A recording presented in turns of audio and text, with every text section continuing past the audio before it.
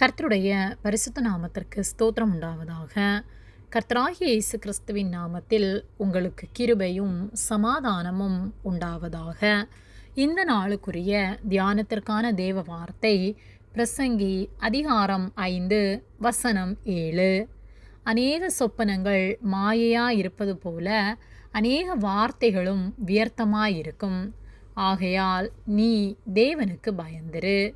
பிரியமானவர்களே, கர்த்தருடைய பிள்ளைகளாகிய நாம் கர்த்தருக்கு பயந்து அவர் ஆலோசனைப்படி வாழும்போது நம்முடைய வாழ்வை கர்த்தர் ஆசீர்வதிப்பார். பிரசங்கி 5:7 அநேக சொப்பனங்கள் மாயையாயிருப்பது போல அநேக வார்த்தைகளும் வியர்த்தமாயிருக்கும். ஆகையால் நீ தேவனுக்கு பயந்திரு என்று சொல்லப்பட்டுள்ளது. நாம் காண்கிற சொப்பனங்கள் அநேகம் மாயையாகவே இருக்கின்றது. அவை நிறைவேறுவதில்லை. அநேக வார்த்தைகளும் அப்படியாகத்தான் காணப்படுகிறது.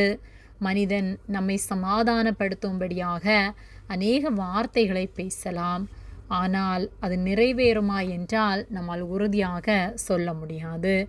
ஆனால் நாம் தேவனுடைய வார்த்தைகளை கேட்டு அவர் சொற்படி நடக்கும்போது அவர் நமக்காக வைத்திருக்கிற திட்டங்கள் எல்லாம் நிறைவேறும்.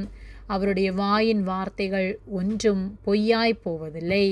நம்முடைய சொப்பனங்கள் நிறைவேறாமல் போகலாம். மனிதர் நமக்கு தருகின்ற ஆலோசனைகள் அல்லது அவர்களுடைய வார்த்தைகள் அல்லது நம் வாயின் மூலமாக வருகிற வார்த்தைகள் நிறைவேறாமல் இருக்கலாம். ஆனால் கர்த்தர் என்றும் மாறாதவர். அவர் பொய் சொல்லாதவர். அவர் நமக்கு வாக்கு கொடுத்திருப்பாரானால் நிச்சயமாக நம்முடைய வாழ்வை ஆசீர்வதிப்பார். அவர் அதை நிறைவேற்றுவார். தாமதித்தாலும் அது நிச்சயமாக நிறைவேறும்.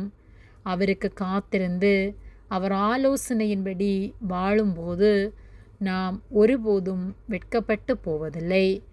ஆகவே கர்த்தருக்கு பயந்து அவருக்கு காத்திருப்போம். கர்த்தர் நம் ஒவ்வொருவரையும் ஆசீர்வதித்து நம்மை பரிசுத்தப்படுத்தி நாம் சமாதானத்தோடு வாழ நமக்கு உதவி செய்வார். ஆமேன். ஜெபம்.